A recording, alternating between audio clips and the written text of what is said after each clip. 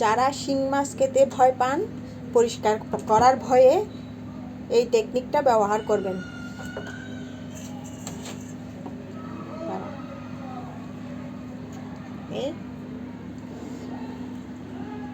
এটা দিয়ে এই আমরা যেটা ডেকসি মাজি ওইটা দিয়ে এই মাজনিটা দিয়ে শিং মাছটা পরিষ্কার করতে একদম সহজ। দেখুন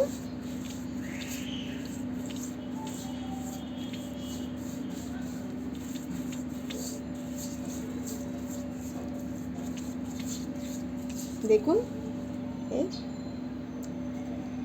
এই পাশ আর এই পাশ।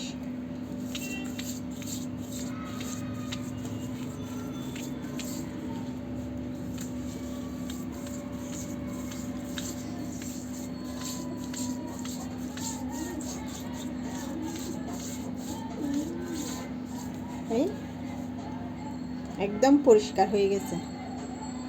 এই টেকনিকটা ব্যবহার করবেন, দেখবেন শিং মাছ খেতে আর কষ্ট লাগবে না, পরিষ্কার করতেও কষ্ট লাগবে না।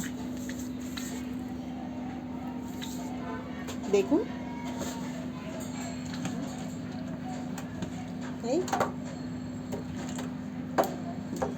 এইটা দিয়ে পরিষ্কার করে নিলাম।